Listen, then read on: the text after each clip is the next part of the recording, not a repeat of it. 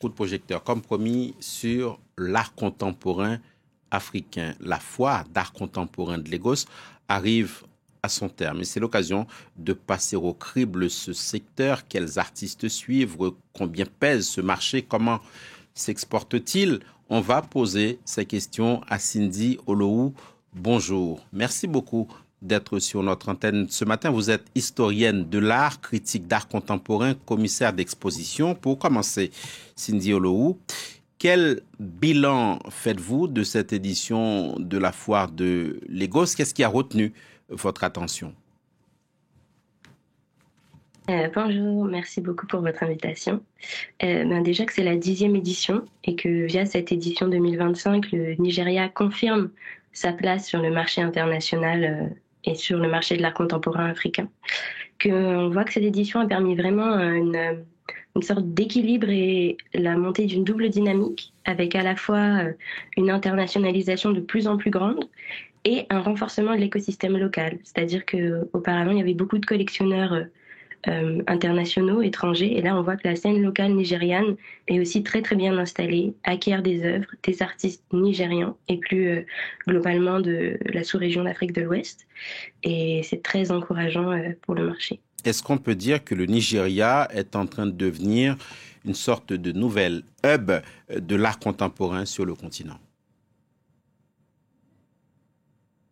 Nouvel hub, je sais pas parce que il faut toujours faire attention avec le terme nouveau, surtout quand on parle de l'Afrique en général, où on a tendance à percevoir que tout est toujours nouveau. Je pense que c'est plutôt une tendance qui s'inscrit dans la structuration et la consolidation du marché, et que en effet le Nigeria est ce hub avec l'Afrique du Sud, qui sont un peu les deux pays pôles et têtes d'affiche, tant en termes de marché local que d'artistes issus de ces pays-là qu'on retrouve au niveau du marché international de l'art contemporain et qui caracolent en tête des ventes. Quelles sont les spécificités de l'art contemporain africain, Cindy Olowu? Oula, c'est une question difficile. On n'est pas tous d'accord sur le sujet en histoire de l'art. En spécificité, je pense qu'il y a d'abord la question de définir ce qu'est l'art contemporain africain. Alors, on a besoin de ces catégorisations pour en parler et le marché se structure aussi autour de ces enjeux-là.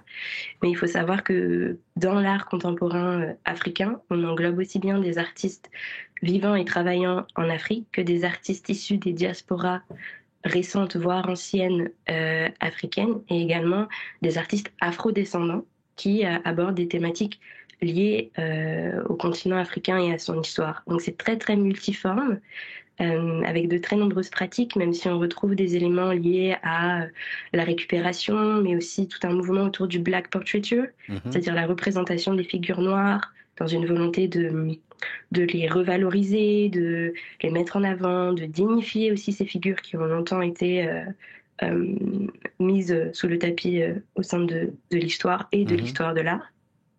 Mais ces thématiques-là, que ce soit la récupération ou le Black Portraiture, on les retrouve aussi dans l'art américain, par exemple, ou dans d'autres milieux artistiques. Et quels sont les courants, par exemple, s'il y en a? Quelles sont aussi les valeurs sûres à suivre? Alors, les courants, ce serait difficile à définir dans le marché, même si évidemment le courant Black Portraiture est très très en vogue actuellement dans le marché de l'art contemporain africain. Donc surtout des peintures de figures noires magnifiées dans des grands formats, des grands tableaux. Parmi les têtes d'affiche, on retrouve beaucoup d'artistes nigérians, ghanéens ou sud-africains, comme ghanéens comme Omoako Boafo, ou encore Toyi Unoji Odutola, qui est nigériane-américaine. Des artistes sud-africains comme Marlène Dumas, qui est l'artiste féminine contemporaine africaine qui a vendu l'œuvre la plus chère cette année, à Christie's, il me semble, près de 13 millions de dollars, si je ne dis pas de bêtises. Donc, on retrouve ce type de tendance-là avec quand même une surreprésentation d'artistes issus du Nigeria, d'Afrique du Sud, du Ghana ou alors de la diaspora. Cindy Olowu, vous avez évoqué tout à l'heure la question de l'argent, vous l'avez effleuré. On va essayer d'entrer un petit peu plus en détail. Quel est l'état du marché de l'art africain? Combien est-ce qu'il pèse, par exemple, en termes d'échelle de valeur, si jamais, bien entendu, ça existe?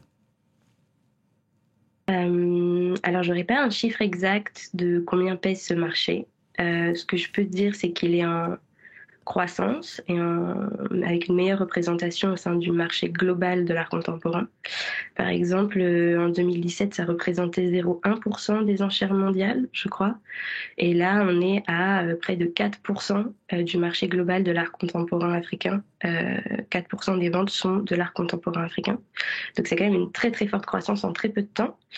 9% des artistes qui vendent le mieux ou qui sont parmi les enchères les plus élevées sont qu'on appelle des artistes ultra contemporains, c'est-à-dire vraiment encore vivants, moins de 40 ans pour le marché de l'art, sont issus du continent africain, pardon. Et par exemple, les transactions de plus d'1 million de dollars étaient en augmentation de près de 200% depuis 2016 dans les maisons de vente.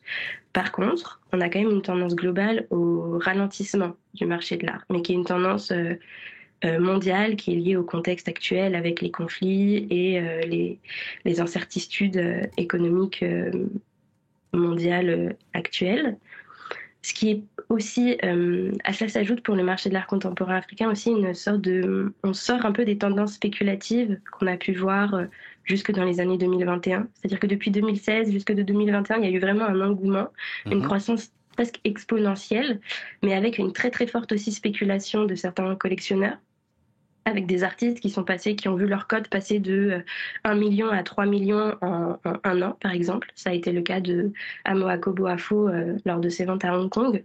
Et là, on sort un peu de cette phase-là. On revient à quelque chose de plus stable, mais aussi de plus consolidé. C'est-à-dire qu'on est moins dans la spéculation. Les collectionneurs sont plus aguerris, sont plus prudents, réfléchissent sur le long terme dans les acquisitions et c'est plutôt encourageant dans la stabilisation du marché. Cindy Olowu, on va parler politique puisque l'art est politique comme on sait. Est-ce que ce marché de l'art contemporain africain ou de l'art contemporain africain plus généralement peut servir de vecteur de diplomatie, de soft power, comme on dit généralement?